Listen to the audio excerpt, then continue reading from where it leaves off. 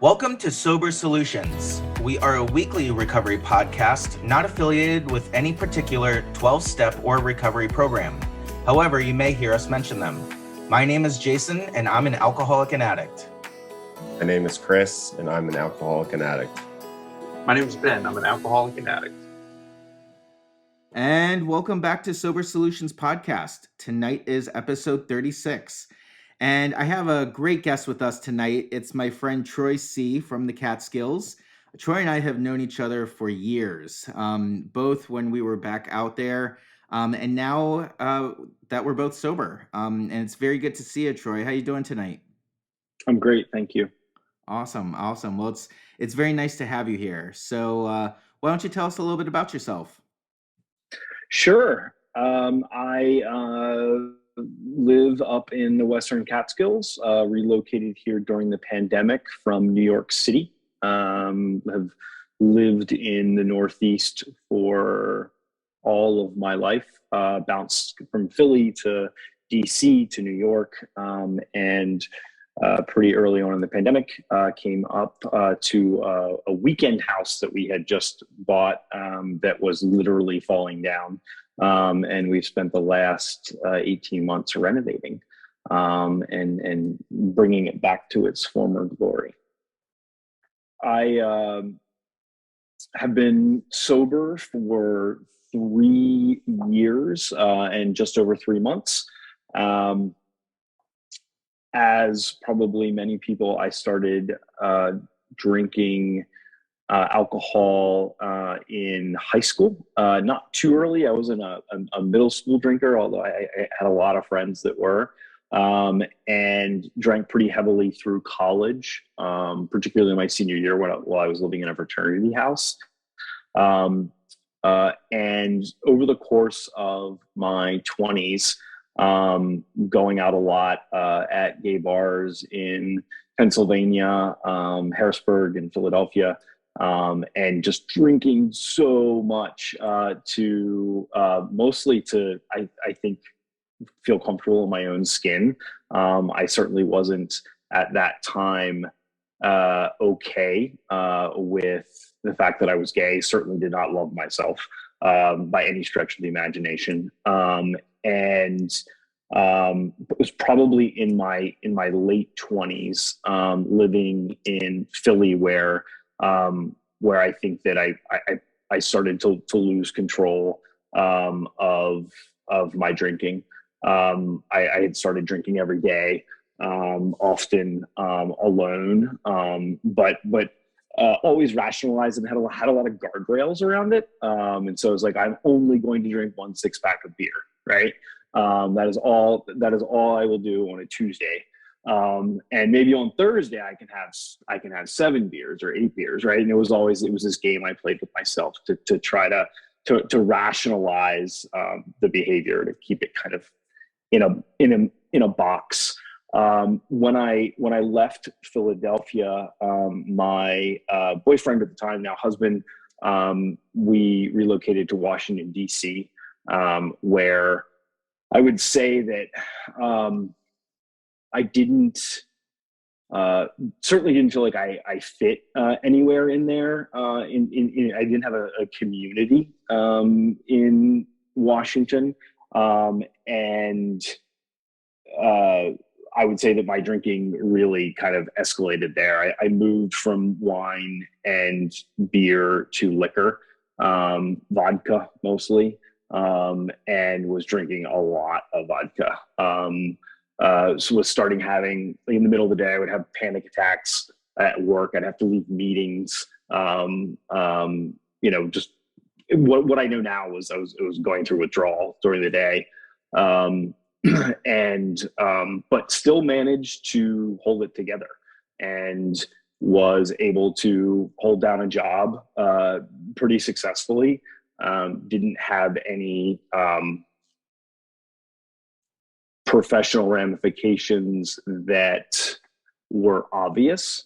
In hindsight, that's probably a crazy statement. I probably would have been much further along in my career, much more successful if I hadn't been drinking so much. And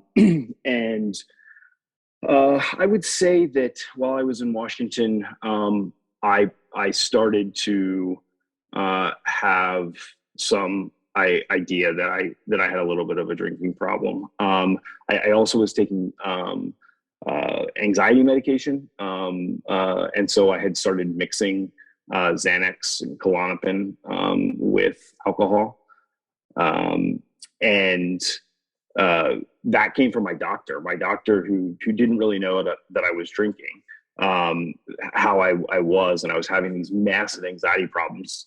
Thought that he was doing me a favor, and I would often use them in the morning to deal with my hangover and the anxiety that came along with that. After 4 years or so in DC, we moved to New York, which was a really happy transition for us. We didn't enjoy our time in DC, and I remember thinking that this is an opportunity for me to new job, new environment, new group of friends, and a time to kind of reset. And so my rational, irrational brain,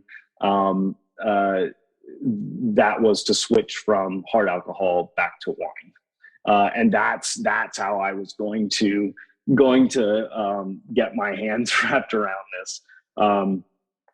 And so I started drinking just wine. I remember kind of drinking just one big bottle of white wine a night, and after a pretty short period of time, I was drinking a bottle and a half.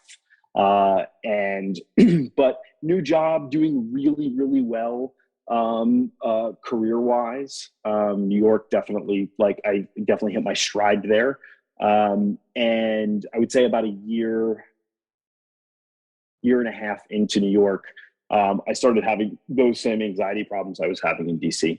My drinking was slowly creeping back up. And kind of no matter how many guardrails I would try to put around it every night or every weekend, I wouldn't seem to be able to kind of stay within those. My husband, his father is in recovery, and so kind of speaks the language, and has been amazingly patient with me. He helped me see and create kind of a safe space for me to start to talk about the fact that I could have a problem. And we talked about that for probably 3 years, as my drinking just got worse and worse and worse. So, I would say that before I went to rehab, I was drinking 2 to 3 bottles of wine a night during the week. And on the weekends, it could be 4 or 5. Would always start with a really good bottle of champagne on a Saturday or Sunday morning, and then drink from there. Work was going pretty well, but my anxiety was completely out of control. There are days when I couldn't successfully ride to work on the subway, where I would have to get off of the subway because I was having a panic attack. And so I knew that at some point soon I was gonna have to deal with it, and I just wasn't ready. And so we were planning to go on vacation to Provincetown, Massachusetts, and I wasn't feeling well at work that day. I was really dizzy, and so I thought maybe I was getting an ear infection, and so I went to urgent care, and my blood pressure was like 170 over something. It was high.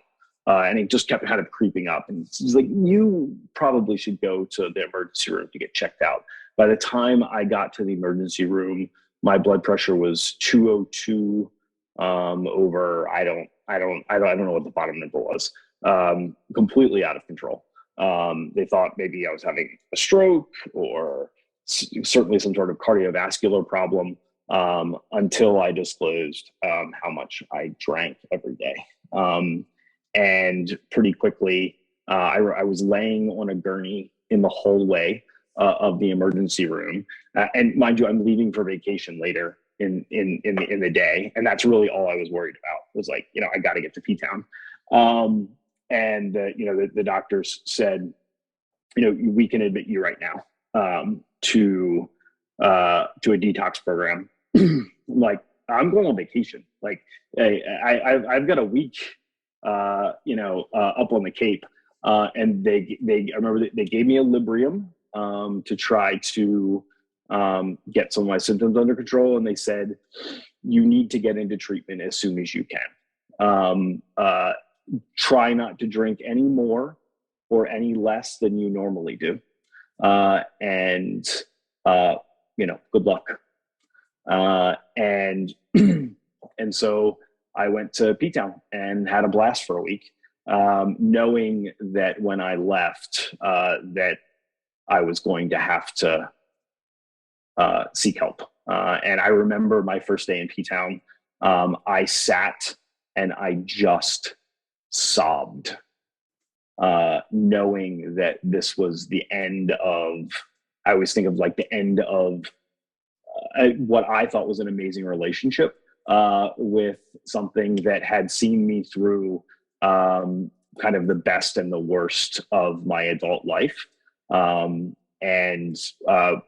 when I got back, within 2 or 3 weeks of being back, I was at Cairn in Pennsylvania, and had an amazing experience there. So that's my story.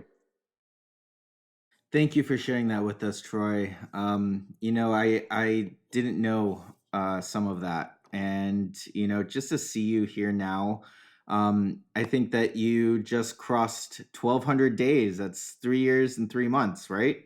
That's right. Congratulations on that. Really, really well done. Something that I kept hearing in your story was how you kept and maintained this life at work, how you kept showing up every day, how you, even though you were maybe feeling like shit, you just kept showing up. And so what was that like, trying to manage those two lifestyles? A lot harder in hindsight than it was at the time, because it was just what I had to do. But exhausting, completely exhausting. It was, what I learned later was that somehow people at work did not know that I had a drinking problem. I have absolutely no idea how that's possible. And my husband said I used to smell of wine, but people didn't know, or at least they say they didn't know. I don't know. Interestingly, days after I got back, now my work they were fantastic. They were our CEO was unbelievably supportive. But I remember one of our employees walked into the office. He's like, I don't know what you did these last couple of weeks, but I want to go do it because you seem amazing. I'm like, no, actually, I don't think you do. But that's so funny. But thank you. So what's it like now for you? I know for, all of us here, trying to balance that day-to-day 9 to 5 and meetings and relationships and the gym, what's your day like today? Yeah. So, I think what's been really hard for me, and particularly during the pandemic, is that, so I work in healthcare, and so I've traveled for a good part of the pandemic, and we have been incredibly busy. And so, where I found myself in pretty high stress situation, working a lot, and alone. And that, while at first I thought I was totally fine, and I think at the beginning I was, as cities started to come back to life and be normal again, it got harder and harder for me to use the regular kind of day-to-day coping mechanisms that I had relied on over the kind of previous 2 years to continue to stay sober. So I know you and I talked a little bit before this. What are you currently up to? I know that you have resigned from your position. Can you talk to us a little bit about that decision? Yeah, absolutely. Yeah, I did. So I was a C-suite officer of a healthcare company. We did a ton of COVID work clearly in the last couple of years, and so we're doing massive COVID testing programs, like statewide programs, big stuff. Really, really intense. Amazing, by the way, to be kind of part of the solution a little bit, in the last 2 years, but really stressful. Big team of people, grew really fast. And I just didn't have the time to take care of myself. I had never, the last 3 or 4 months, I would even narrow it. The last kind of 6 or 8 weeks of my time there was the closest I had ever gotten to probably not drinking, but like, boy, like I was in Denver. Boy, did I want to walk into a dispensary and get all sorts of fucked up. And really came close a couple times. I'm not gonna lie, like really, really hard. Like ordered it online and then didn't go pick it up. I mean, like that close. And really scary, right? Like laying on that gurney in the hospital and looking around, and I was mostly surrounded by other addicts in the middle of the day at NYU in Midtown Manhattan. I was terrified that I was going to die. And I had never felt that way before. I never had that level of kind of intensity about my life. And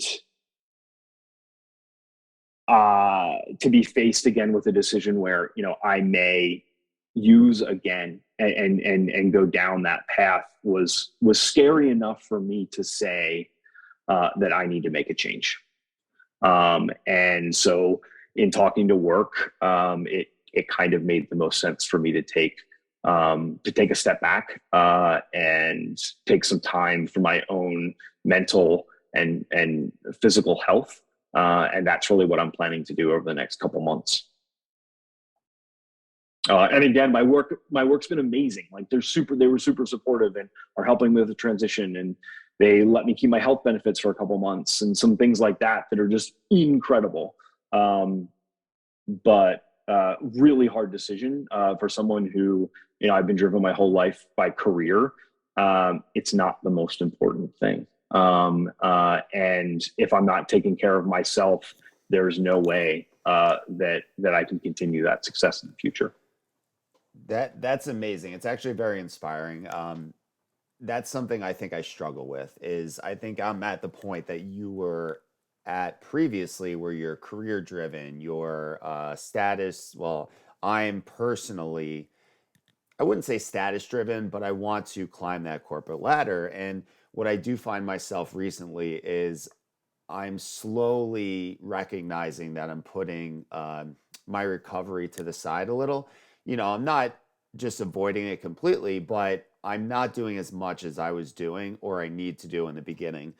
Um, Something that you mentioned that I relate to a lot was, showing up to work, doing well, but, something that I was doing was, although I was showing up, there was tons of lies. There was tons of stories there. Although I was doing my job, doing it well, there was a lot of times where I'd have to go to a doctor for 2 hours in the middle of the day. Meanwhile, that was me meeting a dealer. Or, if I really whatever, I would show up late and there would be another lie. And, it was just lie after lie. Although I was doing my job and everyone around me didn't know, there were all these red flags. Did you find yourself having a lot of those same similar situations where, although you were doing well at work, there was kind of like these red flags? So many lies. I think that I was late all the time. And I could get away with it because of my position, right?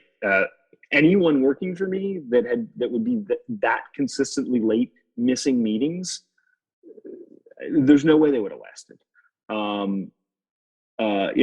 I found like I remember realizing this while I was in rehab, and this is I think that this is a form of kind of a lie. Like I would have a different wine store that I would stop at on different days of the week, so that the people that worked at the wine store didn't know that I was buying that much wine. Like even little things like that you're telling yourself these stories and telling other people these stories, so that they don't catch on. And it kind of becomes pervasive, right? Like there's so many of them that I probably still, after 3 years, don't have any concept of just how many there were. Right. I have a lot of that too, where not only do you tell so many lies, eventually you don't know what's the truth. And you were just talking about it. You talked about it before, the rationalization, like I'll only have a six pack on a Tuesday and this and that. And I found myself towards the end of my addiction doing that exact thing every day. And the rationalization just became so overwhelming where at the end I was just like, oh, I'll go to rehab in a year, like it just became so overwhelming. So I relate to that a lot. Troy, this has been, you've been the first guest in a little while for me that has just, I mean, you're telling your story, and I'm nodding along, because there's just so much there, that the guardrails that were guardrails until they were not guardrails, and just it really, one of the things that really hit home for me was that last week, the last week you had there, and you sobbing the first day, realizing like, this is it. Like I gotta stop. Like, what was the rest of that week like? Was it celebratory in like I'm gonna go and do what I used to do and have a great week? Was there this almost, funeral wake kind of feeling of saying goodbye to an old friend? What was that last week like for you? Yeah, I think that first day was very much mourning. I think there's no question. That's the only way I know how to describe it. The rest of the week was, typical irresponsible drinking, and other behavior, that, it was like, well, this is kind of my last hurrah. And I mean, honestly, I didn't go back to P-Town for 3 years. I just finally went back this summer. It was hard to get my head wrapped around being there and not drinking. And it was actually really hard. I'm not sure I'll go back this coming summer. Really difficult. Too much association. But I tried to have fun. We tried to, I'm a super, super open person. And so, I shared all of this with my husband, while we were there, and he kind of saw me fall apart. And we just tried to have a good time. I mean, we had a ton of friends there. And so it was kind of like, let's ignore that let's go back into denial for 4 or 5 days. It would be the days would be peppered with, at lunch, she like, yeah, like, what's your plan? What are you thinking? Start to try to get some structure around it and kind of get my brain really around what those next steps were going to be. But very clear that those next steps were not happening until I got on that boat and left P-Town. And I needed that. I needed that time. And even when I got back to New York City, it took me a couple weeks to find the right program, and I had so much ego about where I was going and what the bed was going to be like, and I mean all that stuff that like really like didn't matter at all. It was like an excuse not to go to this place and an excuse to put off this. And, it took me about 2 or 3 weeks to I actually had a date to show up and I punted it a week. And, and then I did it. And the car ride there was horrific. I mean, I just sobbed and sobbed and sobbed and sobbed. It was just like, oh my God. And then honestly, it wasn't that bad. Like it really wasn't. It was like detox sucked, and really, really badly. And then I got to spend weeks like working on myself and talking about myself. And like, honestly, if it wasn't so expensive, I would go back. Like, I mean, I could use a couple weeks there to like dig into some stuff. So it wasn't as scary as I thought. Like, I was terrified about what the experience of detox and rehab was going to be. I was convinced that I was going to die in detox. I was convinced. Like, that is the story that had gotten into my head. Like, if you stop drinking, you are going to die. So you have to keep drinking. And getting through that and I mean, realizing that actually, like, this was a fantastic experience. I wouldn't say it was fun necessarily, but it was amazing with amazing people. And there aren't very many times in our lives where we have an opportunity to just focus on ourselves, right? And I wish I had been a little bit more aware of that during rehab. I think I would have taken advantage of it even more than I did, because it was really for me, it was a wonderful experience. Yeah, I identify so much with that experience. I mean, when the car ride driving down to the place, it was me, my father, and my then wife at the time, and it's just 2.5 hours. It was terrible. Convinced that like, it was gonna be the worst thing in the world. And I it's funny you say the way you said it, because I say it now, like, I'm not telling people to catch a habit, but if you could find your way into rehab, it's not the worst.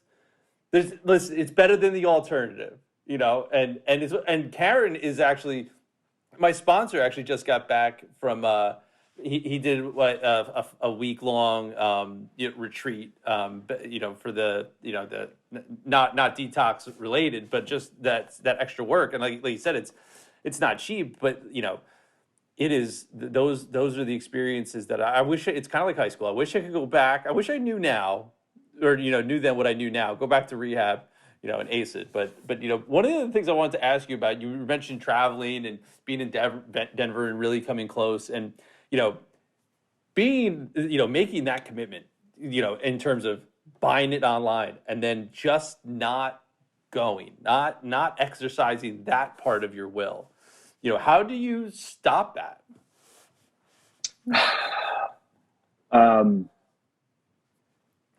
So I think that, one of the things that I learned in rehab was like, you just have to wait long enough and that desire goes away. You kind of get control of it again.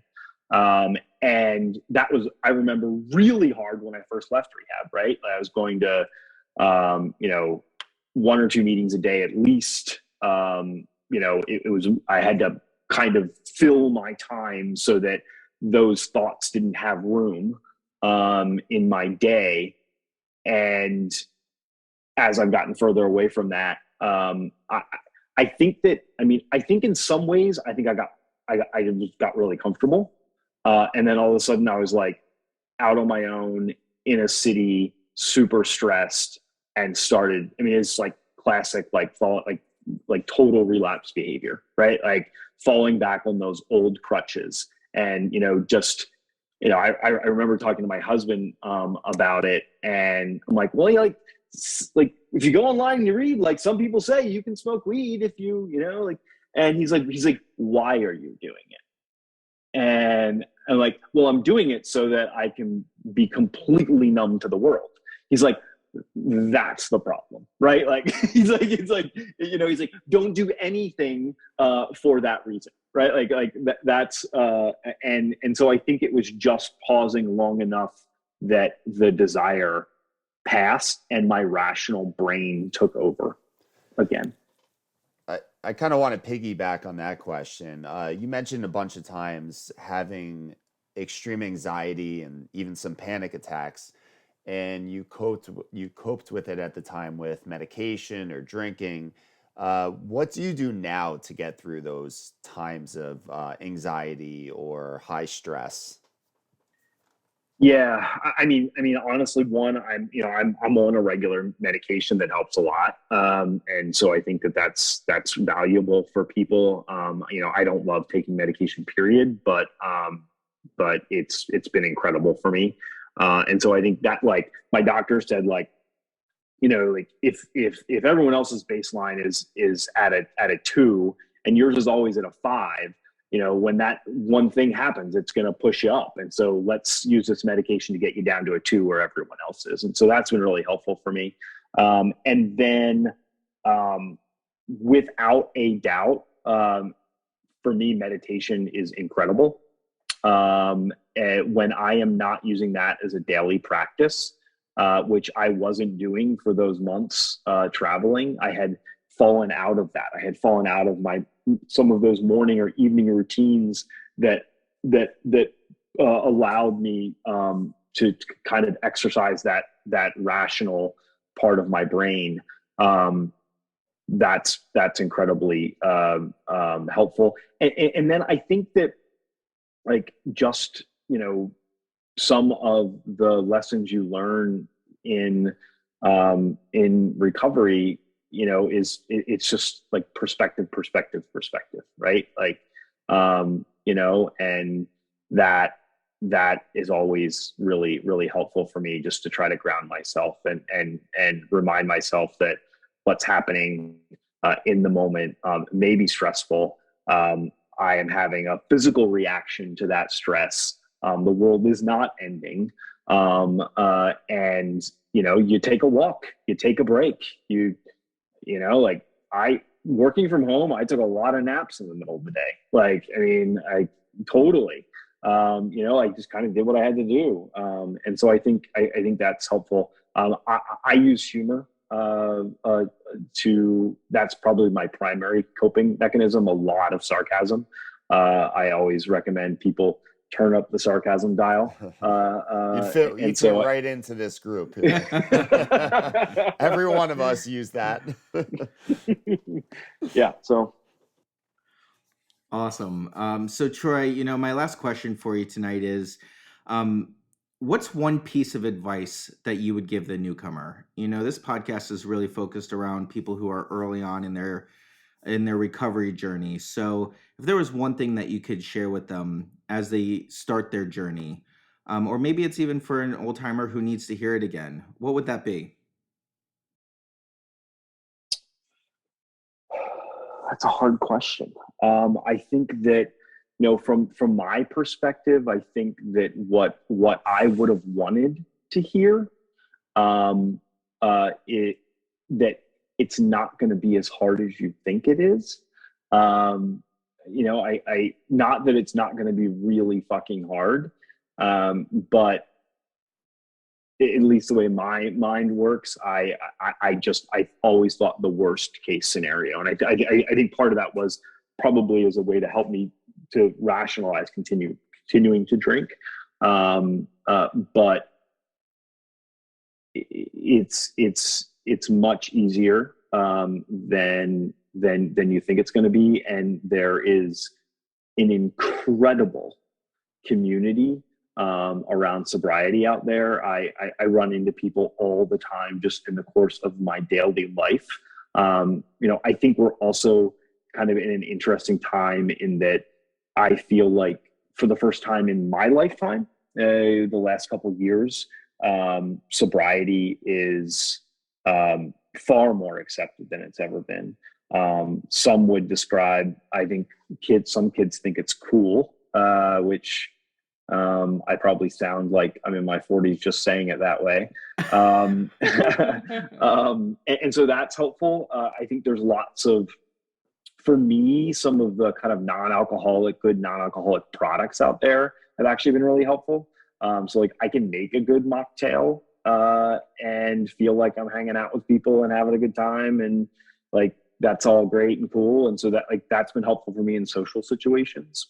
Um, and so I think we're kind of we're in an amazing time for someone who wants to kind of follow this path of recovery. There are so many resources out there and so many people that are willing to help. Awesome. Awesome. Well, Troy, thank you so much for spending time with us tonight. It was really great seeing you and to hear more about your story. So, thanks, guys. Awesome. Well, you have a wonderful night. All right. You too. Thanks, Troy. Well, I mean, I got to learn a little bit about Troy today. You know, I've always seen him as that consummate professional, you know, and to hear him kind of take some of that into his recovery program, you know, and how he has had guardrails up in his addiction, and now he has these sober guardrails up in his recovery, is just something that, you know, I've always looked for in my own life, and I've always looked up to him. I don't know if I've told him that enough, but he's just been such an inspiration to me. Yeah, there was so much in there that I really just gravitated towards, you know, and two of the things that he really, you know, that's really hit home for me. One was, you know, this idea now that being sober is kind of cool, that it's not as scary, I think, as, you know, maybe I made it out to be beforehand, you know, and I know that's the disease, you know, telling me I can still do this and just keep coming back for more punishment, but I just couldn't. I couldn't keep coming back, and it's just it's great to see. It's great to see. I just love episodes like this where we get somebody where you feel like you're hearing a big chunk of your story, and it just makes you feel like, oh, okay, like, hey, yeah, right, I'm right where I'm supposed to be. Yeah, and I like how he talked about perspective. You know, he said perspective, perspective, perspective, and that it's a physical reaction and that the world isn't falling apart, because we can get so intertwined in thinking that, everything's wrong and, the world is falling apart. When in reality, if we take a breath, stay present and just wait a minute and take a deep, it'll be okay. And it always has been okay because we're still here. Yeah, the other thing that I really latched onto was, I guess this is a little bit of jealousy on my part, but how he kept it together in his work life. I was getting fired. I was quitting before I got fired. I mean, I was just unraveled all over the place. And to hear him still have that internal struggle while looking okay on the outside, I mean, he said, his colleagues had no idea. And part of me thinks that they had no idea, but they really did. But because he was a C-suite, executive, they didn't really say much to him. But I just could not keep it together. Fast forward with 16 months of sobriety, and I have normal conversations with my vice president, with my chief medical officer. I just started hiring a team. People trust me to go to meetings. I mean, it's such a different feeling. However, I still have that sense of being a fraud. Like, I still have that sense of, when's the other shoe going to drop? That syndrome of being found out, which I'm working on. And it's a journey, every single day. But, just to be able to have that ability to struggle internally, keep it together in some sense, all the way to him now resigning from this position to put his well-being first. I think that's so admirable. I think that's Well, so admirable. isn't that the thing though? Like that we do. Like maybe this just isn't as hard as we make it out to be. And like, so what we're doing is like, we're waiting for like, wait, when's the really hard part going to happen? Like, dude, boys, we were in the thick of it for 2-3 weeks, you know, down in South Jersey. Like that was some really hard shit. And it's funny, like, you know, we're, you know, year and a half, getting towards a year and a half sobriety. And we're like, but when's it going to get, when's going to the really hard part coming? Like, no, we already went through that part. Like, relax. It doesn't have to be harder than you thought. But the other thing that he said that really resonated with me was mourning the loss of drinking. I mean, that really, for me, you know, and I think that's one of the reasons that I've been able to kind of stay so steadfast in, you know, in my recovery, obviously, you know, doing all the things all the suggestions and everything.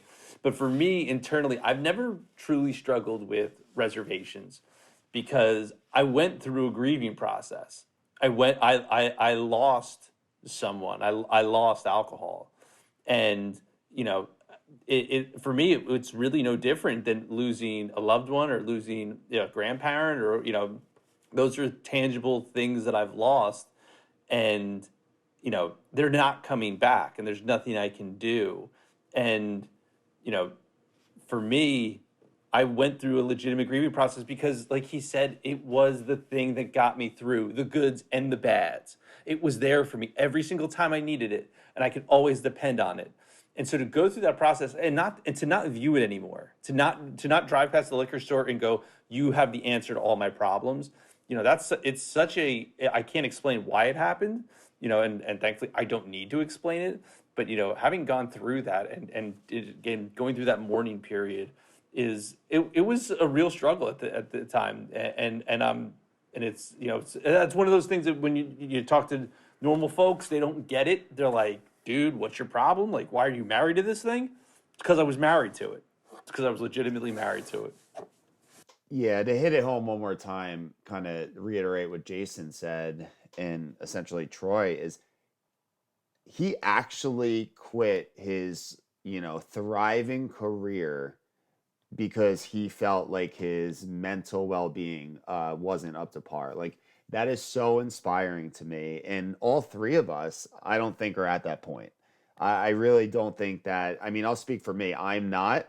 But just knowing you two as well, and like how important, I guess, at this stage, all of our careers are, like, I don't know if I could do that, but it is definitely inspiring. And I'm very happy that he told his story because, like you said, we're focusing on the newcomer, and our sobriety is the most important thing. 100%. 100%. Well, I think that's a wrap tonight, guys. Thank you so much for your time. And as always, each and every one of our episodes is dedicated to the still sick and suffering alcoholic and addict, especially the individual who's going to pick up for the first time tonight. Have a great night, guys. Have a good night. Have a great night. We appreciate your liking and subscribing to our podcast. If you liked what you heard today and would like to support our podcast, feel free to Venmo $1 to our virtual basket at Sober Solutions Podcast. We want to hear from you too. If you have a comment, question, topic, or would like to come on the show, find us on Instagram, Facebook, or YouTube at Sober Solutions Podcast. Or you can shoot us an email to sobersolutionspodcast@gmail.com. Find us on Apple Podcast and Spotify. And if you like what you've heard, make sure to subscribe, rate, and review the show.